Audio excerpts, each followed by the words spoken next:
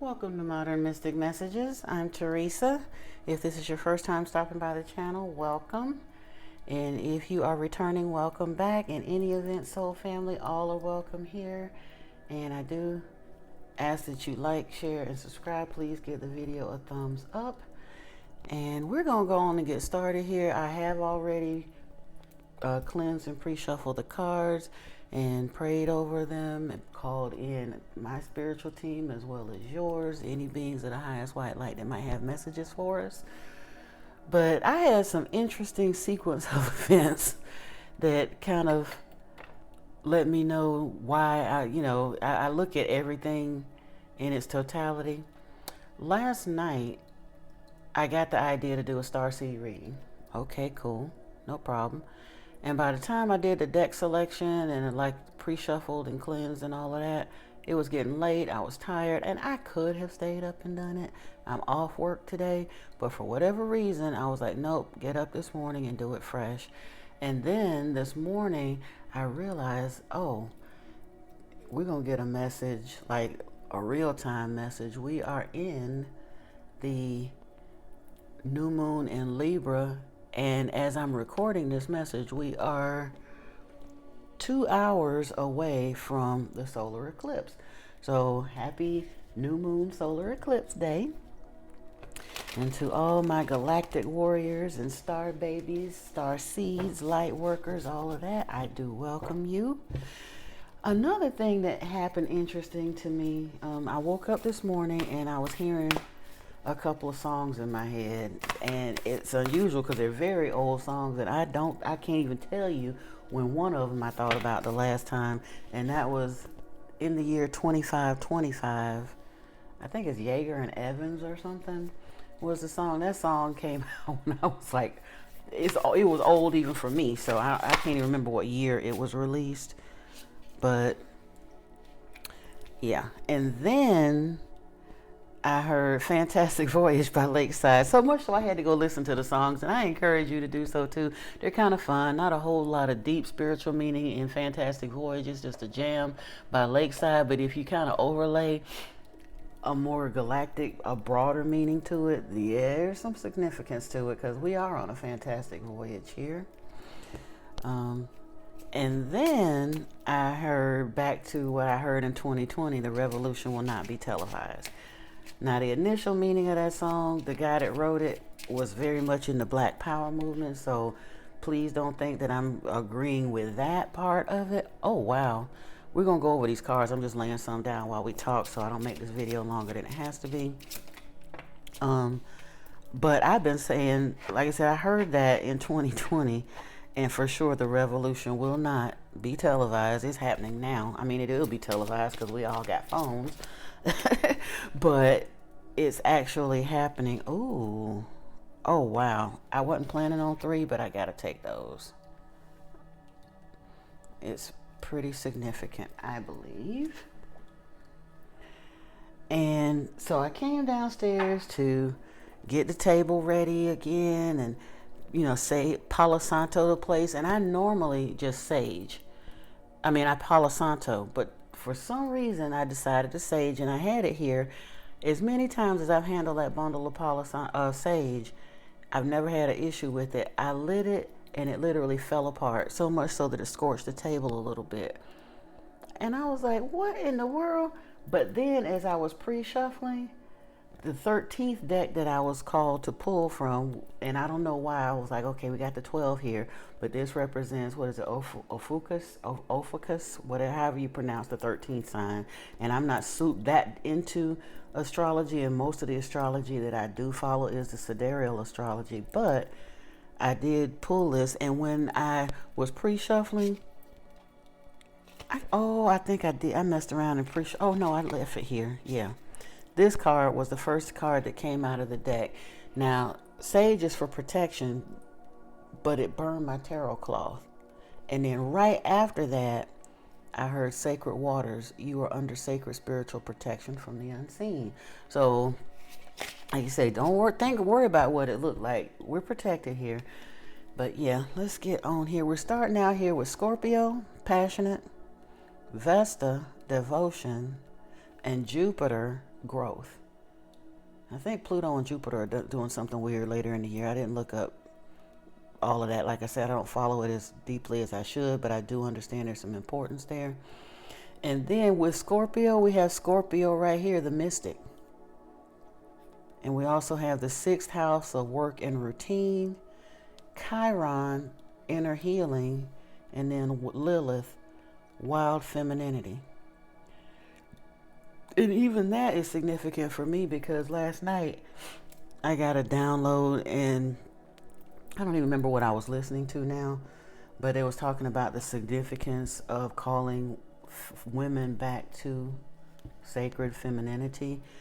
And as we move forward now, like I said, the new moon is time for rebirth, starting things, transformation, all of that. And the solar eclipse for sure is a time of rebirth. We are being called to start paying attention to some of this stuff. Everybody wanted to call it woo-woo and evil and, oh, I get people, oh, that's odd that this was mixed in, Order of Melchizedek, but we'll see if it comes out later. And then we have here resilience, Lyra Genesis activation, compassion, 639 hertz, love healing code.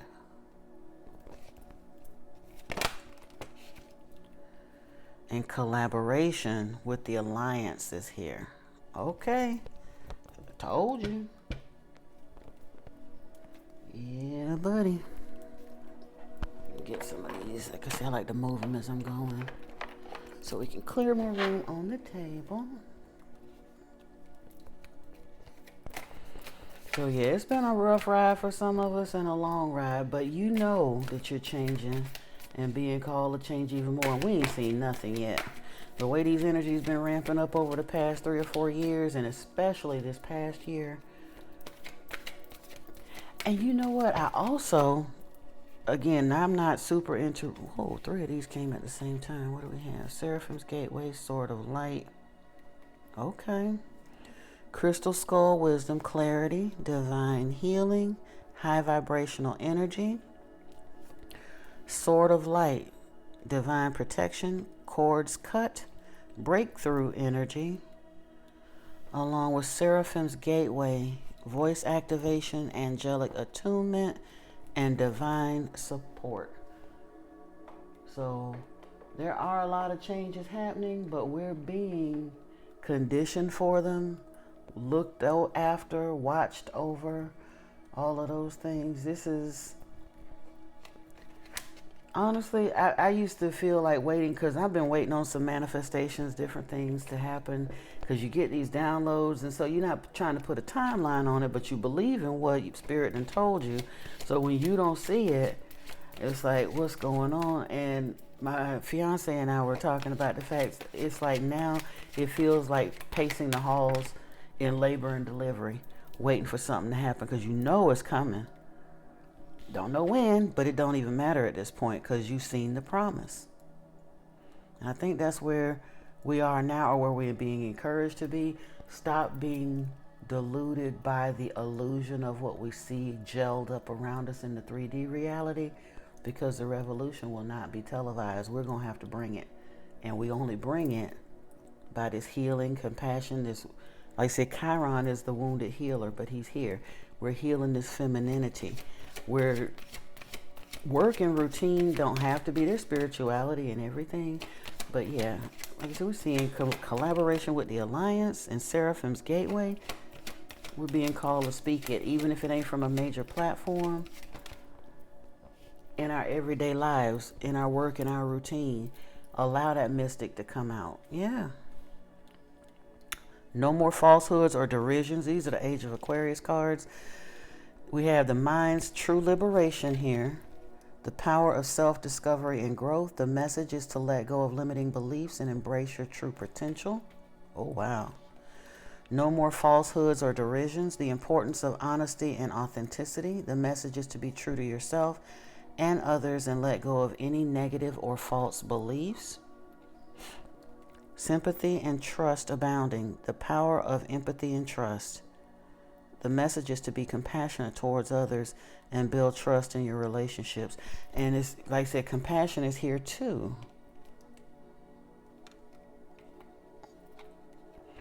As we move into the age of Aquarius, we see so much fighting and around the world. But the children of the light know better. That's not our reality. We don't have to plug into it. We don't have to feed it. We don't even really have to pay attention to it, because as a man thinketh, so he is. This one's sticking out at me. Grace represents the grace and beauty of the universe. Find grace and beauty in all areas of your life. The Metatron cube is made up of sacred geometric shapes that are believed to represent the grace and beauty of the universe. Thank you, Archangel Metatron. Harmony. Harmony and balance of the universe. Find a sense of peace and harmony within yourself and your surroundings. Yeah.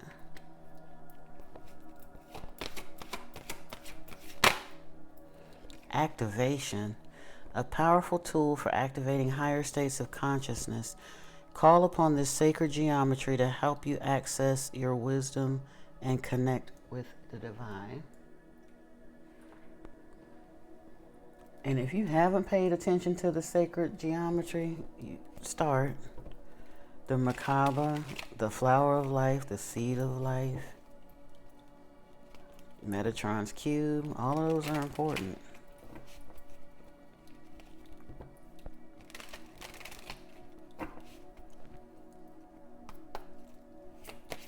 Oh, you know what? I did want to grab this one first. Since we're on Sun and Moon, grab a little Queen of the Moon.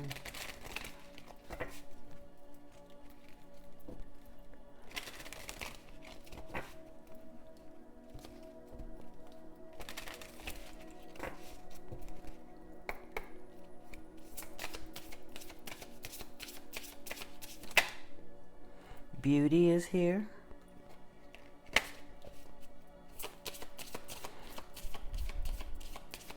Waning, give us 4.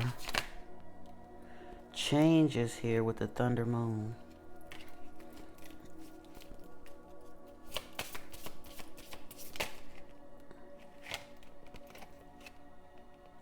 Oh, we got surrender. And these are all waning crescents. I guess it was leading up to the new moon. Beauty, change, surrender, and protection.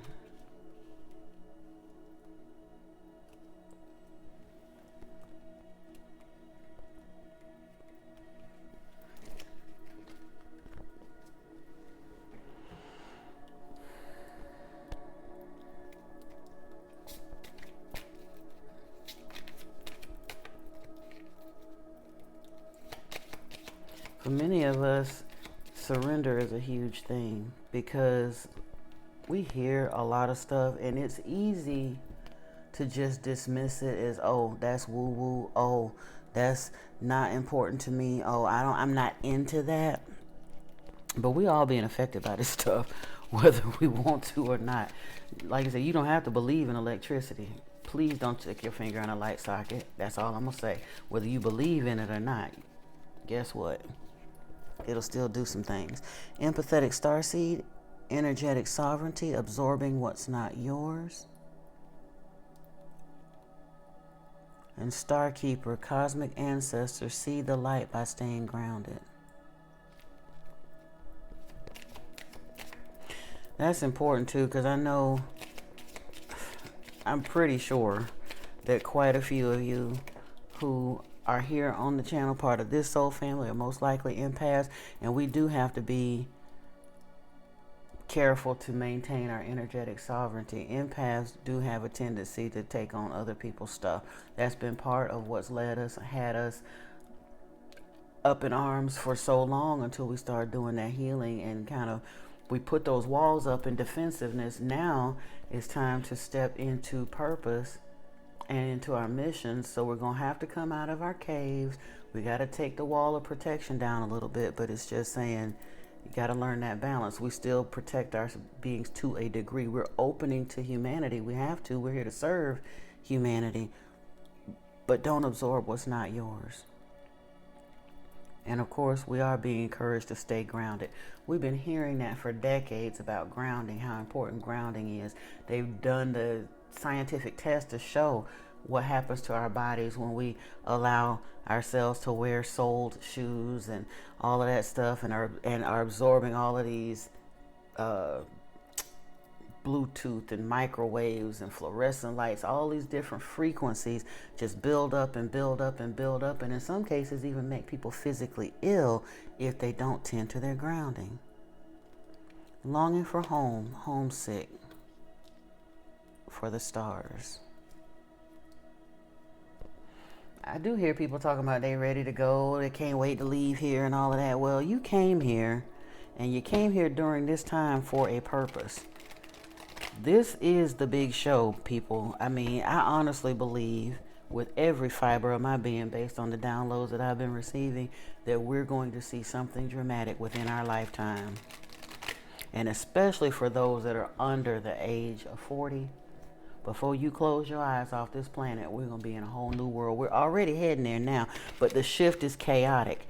We are shifting timelines. When you start seeing, like, again, I've said it before, everything they do here, they hide in plain sight.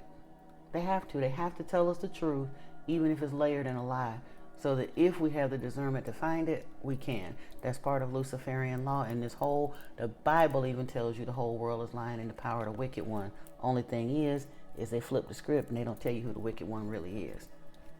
And I've been receiving insight on that as well, because they told you the truth, but then they spun such a pretty lie around it that we all fell for. I ain't saying you like you did. No, humanity has been bamboozled for thousands of years, but the truth is coming to light now. The Atlantean era is here, and a lot of you may have Atlantean and Lemurian roots.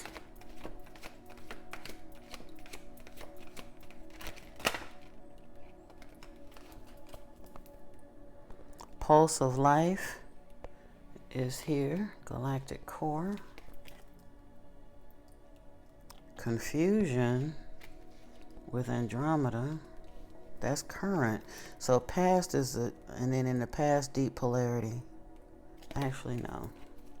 We're not taking that. I said I was going to do 3 from each one, because I do want to look at the book on some of these so we can get a little bit more insight.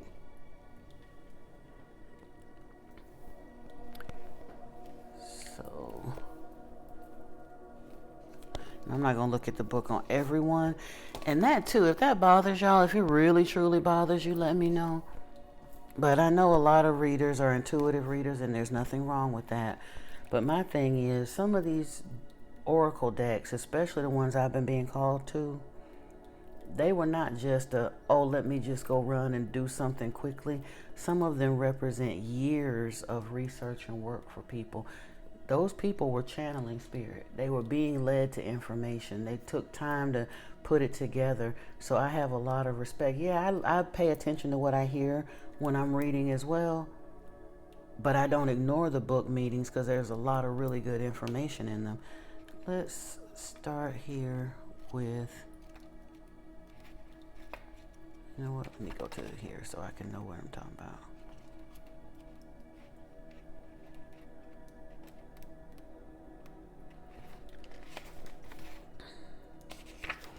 Scorpio, the inspirations are dig deep, feel intensely, own your desires, and discover more intimacy. With deep feelings swirling, everything may seem really intense. Find your sense of center by surrendering to the eddy of emotions you may be feeling. Know that it will be both healing and illuminating. Attune to what you truly desire and give yourself permission to explore it. If you're finding yourself magnetized to another person, experience what's stirring inside of you while also trying to perceive why you find them so seductive. Additionally, while it may seem that situations are calling you to take an all or nothing approach, examine whether that's really what's required at the moment. When you pull this card, zero in on the things you've been holding on to, including old habits and perspectives that no longer serve you, and make a promise to release them soon. It says Scorpio is known for its intensely feeling nature and a drive to probe below the surface. Like its totem, the scorpion, this fixed water sign is associated with the transformative process of molting, in which the old is shed to allow for regeneration. It is known for its emotionality, passion, and all or nothing orientation. The genitals and elimination system are under the domain of Scorpio, a sign ruled by both Mars and Pluto. Wow. See? Way deeper than just, we know Scorpios as being passionate, but there's way more to it than just that. And I'm glad we did take a moment here to take a peek and see what's going on. Now, hold on.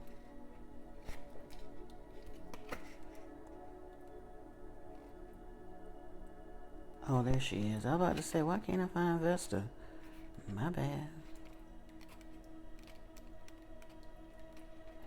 Devotion.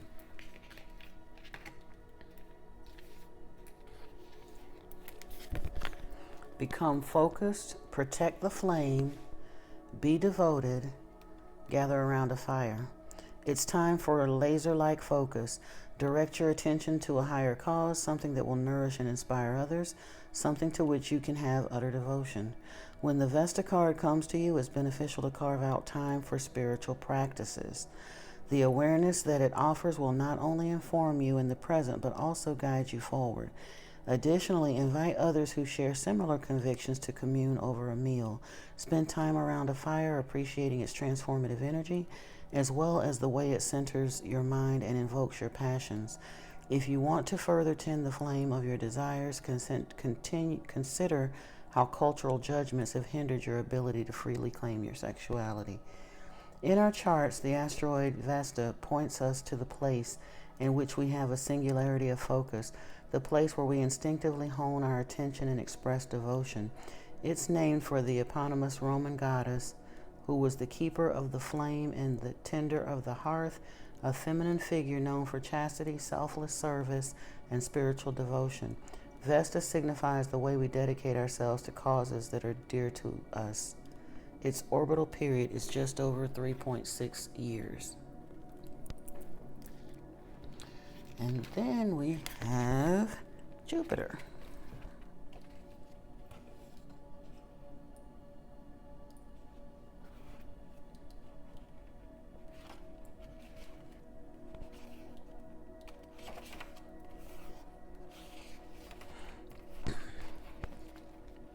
Be positive, have faith, expand your vision, learn from other cultures. Broaden your vistas and enlarge your world. When you draw the Jupiter card, it's a moment when luck is on your side and opportunity abounds. Therefore, it's an auspicious time for promotion and sharing your vision with others. As maintaining a positive outlook will pay off in spades, look for silver linings. If given the chance, opt for addition rather than subtraction. Still, be realistic about what is possible so that you don't exhaust your resources. A philosophical perspective as well as experiences that connect you to other cultures will help you solidify your beliefs while also bolstering your convictions. When faced with a choice, ensure that you incorporate ethics into your decision-making calculus. Astrology. The biggest planet in the solar system, Jupiter embodies the qualities of abundance, expansion, and generosity. It inspires connection with the larger world and the pursuit of a wider vantage point. Its position in the birth chart reflects the areas of life in which we feel especially fortunate. Jupiter has a 12-year cycle, spending about 1 year in each sign.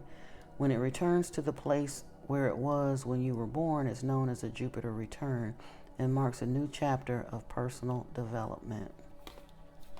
Wow. That makes these cards mean even more to me when it's calling for this healing and wild femininity along with the mystic. It's telling you Start paying attention to those downloads and those interesting thoughts and the things that you're being drawn to research in. And don't, like I said, stop worrying about what other people gonna think, because the reason they can't see it or hear it is because they're not advanced enough. They ain't got there yet. Somebody's got to say it, and if you're not willing to say it when you see it and understand it, who's going to? Are we going to continue rocking on with the same nonsense for another 10,000 years? The age of Aquarius says no. This is the time for information. And what people don't even understand is that it's not even a contradiction to the religious upbringings that they've had. If they really understood, like I said, read their spiritual text with the eye of the mystic. Yeshua, though most people call him Jesus, but Yeshua told us in parable, or in clue, I ain't gonna say, because he did a lot of parables, but people have to pay attention to what he is attributed to have saying. When they were getting ready to take him up to the Jews before they went into the Last Supper, one of his disciples asked where they were going to find a place to have this meal. He said, go to the gate. The water bearer will show you the way. He was pointing to the age of Aquarius. Moses was the keeper of the age of Taurus. That's why he got so mad, because he was trying to, through this religion, this Yahwehism, Yahweh was hurting people towards something else. Because you got to remember, most of the world didn't know nothing about worshiping Yahweh, Jehovah. They didn't. And other means, yes, but they didn't know him by that name. But that came down to that choose whom you will serve scenario. And they had been under one program, and he was trying to herd those people into something else, and they went for it, but they got mad. When he got the rule book and came off the mountain, he got so mad he smashed the tablets, because they were going back to this Taurian way, and he was trying to herd them into the age of Pisces. Yeshua came along towards the age of the end of the age of Pisces. Like I said, there was a transition there, and now we're heading into the age of Aquarius. Let's see what the... Oh, that's not where I needed to get that from. Oh, here we go. Resilience, card 20.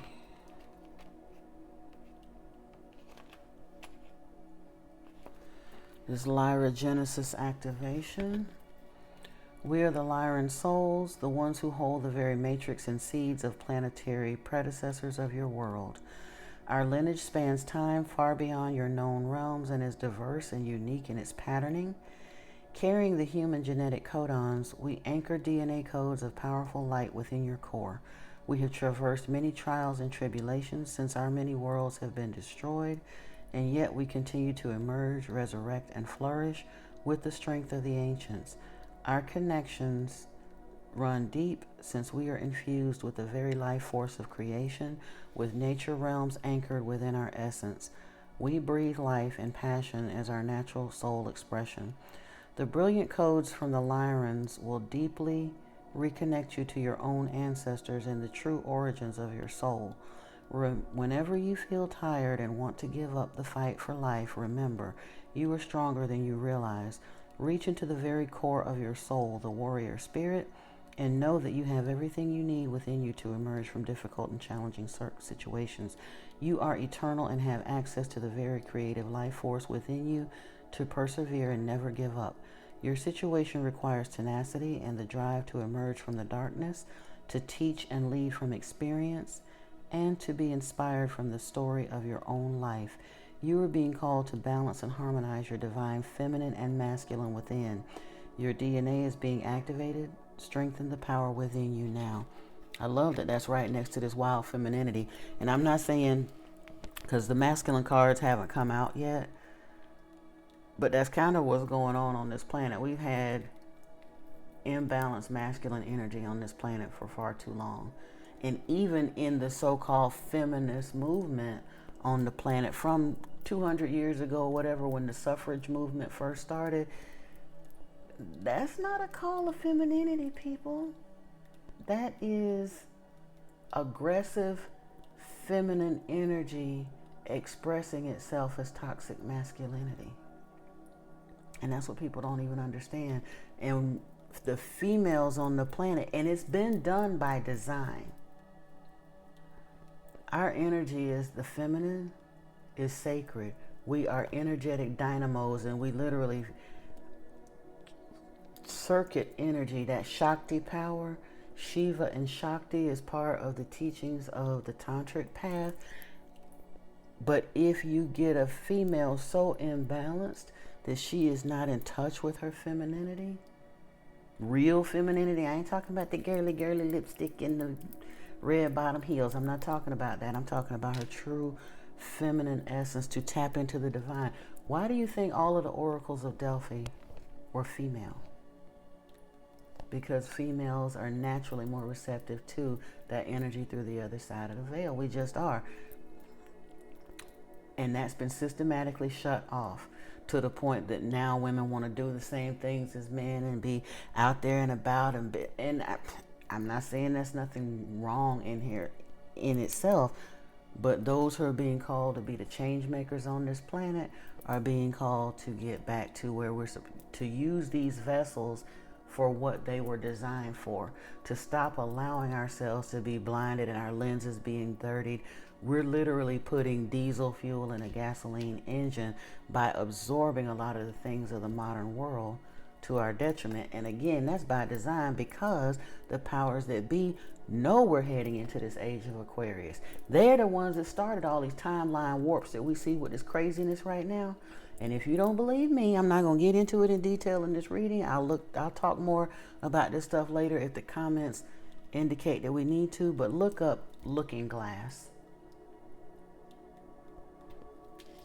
if you can even still find any information on it. Like years ago, there were documentaries and things like that, and most of those documentaries will air for a short time and then they will disappear because they telling too much. But Project Looking Glass, the government can deny that it ever happened, but it goes right hand in hand with what Dr. Murdo McDonald Bain wrote in Beyond the Himalayas back in the 20s or 30s, and what Godfrey Ray King, I think most people know him as Guy Ballard. He is the author of the I Am Discourses of Saint Germain. If you haven't listened to those, I'm begging you, if you're interested at all in your spirituality and development, please listen to the I Am Discourses. However, he also did a series of books. I think it was like The Magic Secret, and you can look them up on YouTube. They're all on audiobook and stuff. But he was Beyond the Himalayas and The Magic Secret, and he did another one too. Those books sound like fiction, kind of like Jules Verne with Journey to the Center of the Earth and all of that. But those dear brothers stepped out on a limb over 100 years ago to speak on what they had been given and shown, and their experiences in connecting with the Ascended Masters. So it's not weird and woo-woo, and it ain't even new. We just get caught up in that because religion and politics and all of those people that are doing the smoke and mirrors are telling us, don't look at that, that's a lie, that's conspiracy theory, it's woo-woo, they don't know what they're talking about. These people have been, like I mentioned, I think in one of the videos a couple weeks ago, when they dug up them texts that we now call the Bible and the Torah and the Quran and all of those other sacred texts, they didn't just dig those up, y'all. They dug up a whole lot more that most people don't get access to. Now we're coming into the age of information, the golden age, the age of Aquarius. A lot of that information is being released back out to us. It's finding its way back to us. But people are so jaded and brainwashed by the nonsense that they dismiss it as fluff and nonsense. It's not. Compassion is here. Card 15. This is from the Healing Code series. And 639 Hertz is talked about here. Inspires gravitation toward high frequencies of love, compassion, and harmony. It's associated with the heart portal chakra. The Healing Code series includes potent healing energies that resonate to specific solfeggio tones and contain visual activation properties. Solfeggio frequencies make up the ancient six-tone scale thought to have been used in sacred music, including the beautiful and well-known Gregorian chants. The chants in their special tones were believed to impart spiritual blessings when sung in harmony. Each solfeggio tone is composed of a frequency required to balance your energy and keep your mind, body, and spirit in perfect unison. Experiencing the vibration of these frequencies in the form of visual art enhances these tones, forming an alchemical healing activation for the soul. The Love Healing Code resonates to the solfeggio tone of 639 Hertz, which balances the energy center of the heart chakra. This code uniquely initiates and enhances emanations of love and high heart frequencies and fosters healthful relationships. Allow balance, connection, harmony, and positivity to take center stage in your life. Be inspired to open your heart toward giving, receiving, and positive communication.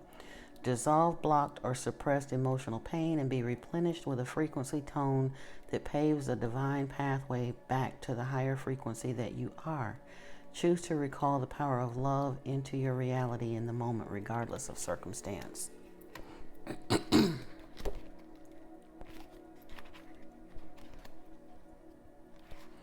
think 42 is the note that goes to 44. It's not the last card in the deck, but it's getting up there. We are light. We are love. We are you. We represent the strength and matrix of those who serve in the many universities and dimensions and embody high vibrations of integrity, love, and wisdom.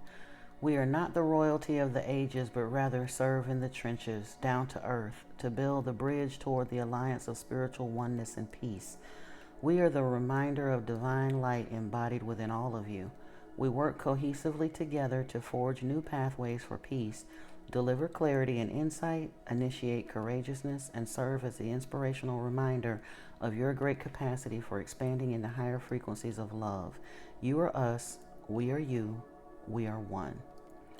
You are not alone in your endeavors, and the Alliance is here to remind you of the support and camaraderie that now exists all around you. Evaluate your life and notice where you tend to fly solo. Not that there's anything wrong with being the Lone Ranger. However, sometimes it says not that there's anything wrong with being the Lone Ranger. However, sometimes we all need a helping hand. Do not be afraid of asking for assistance. Drop the excess baggage and burdens from your shoulders. You may also be ready for new connections with your Cosmic Soul group, star family, someone new, or a group project.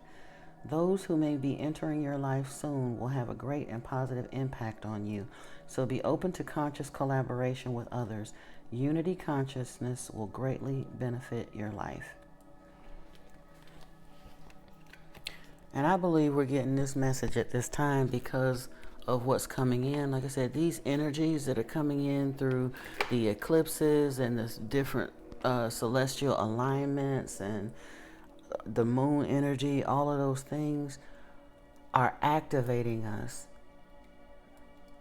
They couldn't identify a portion of our DNA when they initially did the DNA sequencing back in the 60s, 70s, and they labeled it junk DNA. Now, Greg Braden and his folks have come long since. They've come a lot further past that. They have shown that our DNA literally has a blueprint that when it's translated, I think it says something about, I can't remember what it is, something about made by God or in the image of God when they translate it out. But it's like there's a spiritual stamp in our DNA. And now that these energies are coming onto the planet, Gaia is ascending, but so is humanity. We're evolving rapidly now. When I was a child, we were told our kidneys were high up in our backs, almost under our rib cage. Or, I'm sorry, no, they were low. They were very low, almost on the hip bones. Now they're almost under our rib cage in just 2 generations time, or 3, because I'm not that old. You know what I'm saying? So this thing it's actually going down, and we're being asked to take part. Pay attention to what, well, I'm hoping you're meditating, and if you're not, for the love of everything, for yourself. If you're not meditating consistently, please start. If you're not open to receiving some of these ideas, please consider it. We consider everything else. We get all the nonsense off of TV and radio and everything else.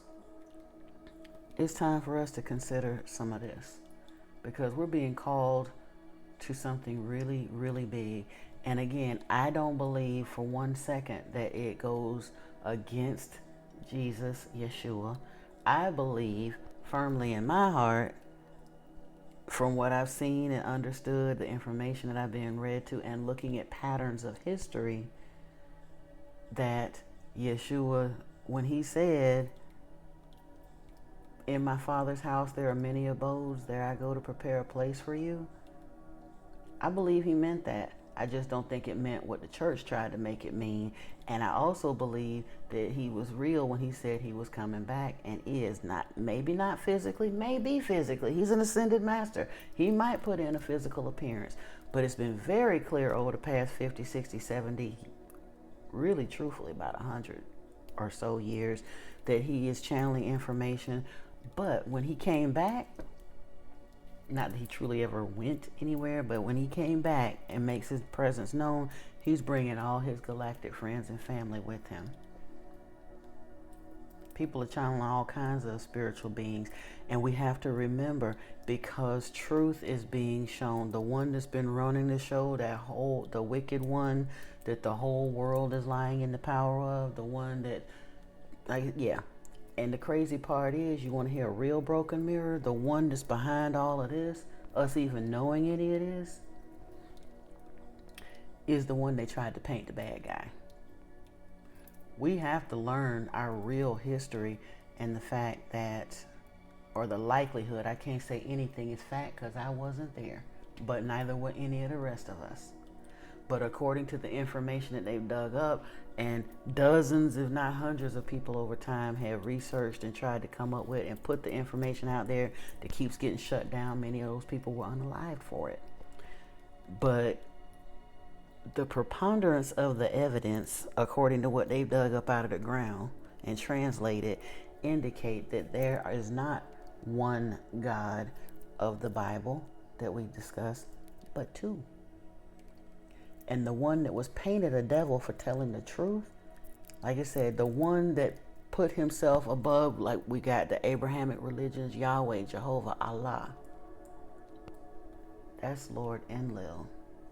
Lord Enlil does not have a bright picture for humanity, since he is bound here on this earth, because that scripture in Job, when it was talking about God told Job, or Satan, that he could touch his anointed one, but he couldn't kill him and all of that good stuff, that was not a conversation between Sky Daddy and his wayward son. That was two brothers standing there having a conversation, and their daddy, Anu, told them, you dared to play God with the divine's creation.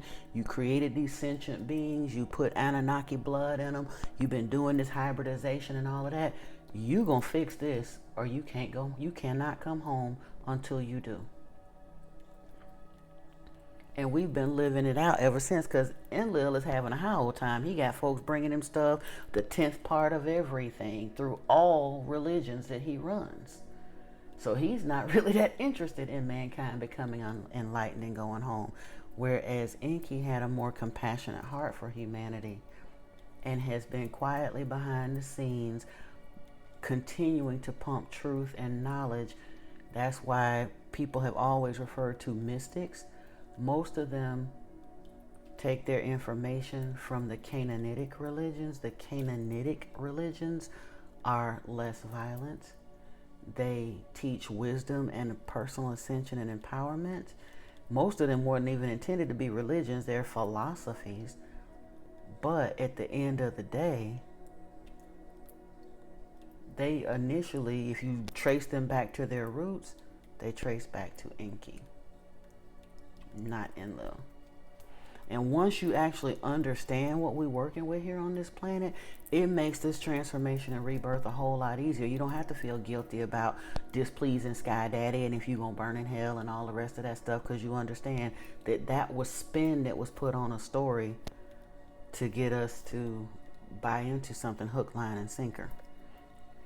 But in any event, this is the first part of the reading. I am going to clear the table. We're going to come back and draw the tarot and a couple of other oracle decks that I wanted to look at. I thank you for taking this ride with me, family.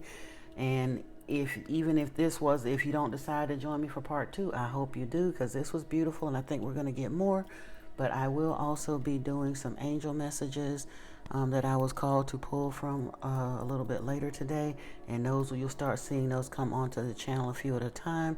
I actually wound up pulling 12 messages out of those decks as well, and we're going to take a look at them, family. But until the next time, I love you so much, and I hope you get some encouragement from this. We're headed to someplace beautiful. Change is here. Surrender to it. You are protected. It's a beautiful change coming. We are working with our cosmic guides, ancestors, all of those, and we're headed someplace beautiful.